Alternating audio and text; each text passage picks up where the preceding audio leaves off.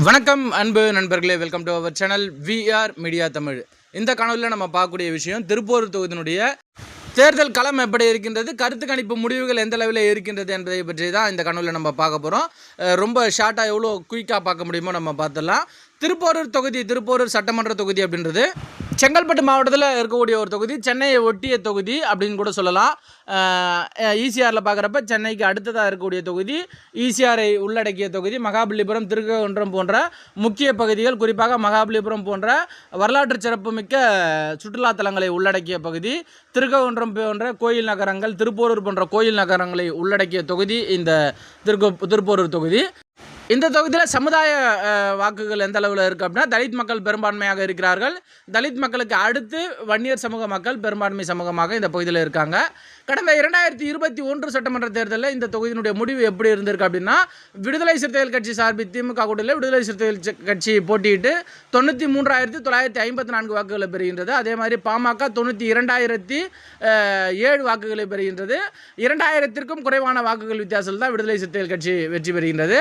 அடுத்து பார்த்தீங்கன்னா நாம் தமிழர் கட்சி ஒரு 20,428 வாக்குகளையும், மக்கள் நீதி மையம் 8,194 வாக்குகளையும், அம்மா மக்கள் முன்னேற்ற கழகம் 7,662 வாக்குகளையும் பெறாங்க.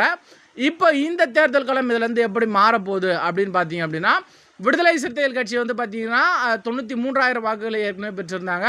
தற்போதைக்கு மக்கள் நீதி மையத்தினுடைய அந்த 8,194 வாக்குகள் அப்படியே விடுதலை சிறுத்தைகள் கட்சி பக்கம் போகும். அம்மா மக்கள் முன்னேற்ற கழகத்தினுடைய அந்த 7,662 வாக்குகள் பாமகவிற்கு செல்லுமா அப்படின்னா அதுதான் கேள்விக்குறி. ஏன் அப்படின்னா, அந்த 7,600 வாக்குகளில் பெரும்பான்மையான வாக்குகள் அம்மா மக்கள் முன்னேற்ற கழகத்திற்கு விழுந்தது என்பதை தாண்டி வேட்பாளர் கோதண்டபாணி அவர்களுக்கு விழுந்தது அப்படின்னு தான் சொல்லணும். ஆனால் தற்போதைக்கு அந்த கோதண்டபாணி அவர்கள் திமுகவில் இணைந்துள்ளார். அது வந்து பார்த்திங்கன்னா, அதனால் அந்த வாக்கு வந்து பாமகவிற்கு டிரான்ஸ்ஃபர் ஆகிறது ரொம்ப கஷ்டம். அது விடுதலை சிறுத்தைகள் கட்சிக்கு தான் டிரான்ஸ்ஃபர் ஆவதற்கான வாய்ப்புகள் இருக்கின்றது.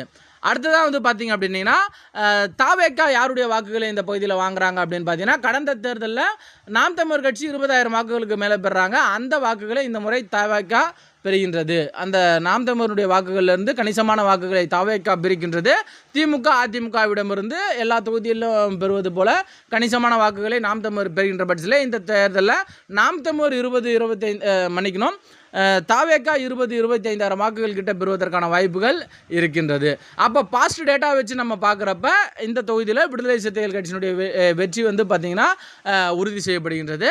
அடுத்து தற்போதைக்கு இருக்கக்கூடிய கள நிலவரம் என்ன, நம்ம தொகுதியில் போயிட்டு எடுத்த அந்த கருத்து கணிப்பு எப்படி இருக்குது அப்படின்னா, நம்ம மொத்தமாக எவ்வளோ டேட்டாஸ் நம்ம கலெக்ட் பண்ணியிருந்தோம் அப்படின்னு பார்த்தீங்கன்னா, இந்த தொகுதியில் 1100 டேட்டாஸ் வந்து நம்ம கலெக்ட் பண்ணுறோம்.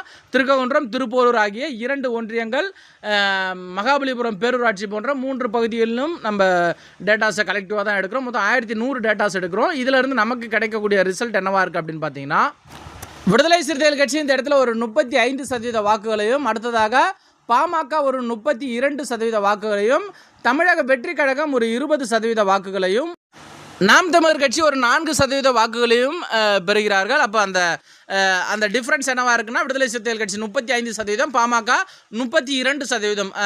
வெற்றி வந்து பார்த்திங்கன்னா ஒரு பெரிய மார்ஜின்லாம் கிடையாது.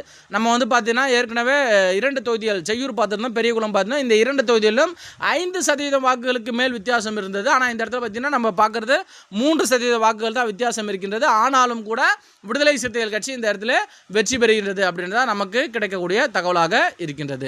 நன்றி நண்பர்களே, விரைவாக அடுத்த ஒரு தொகுதியினுடைய கள நிலவரத்தோடு உங்களை சந்திக்கின்றேன்.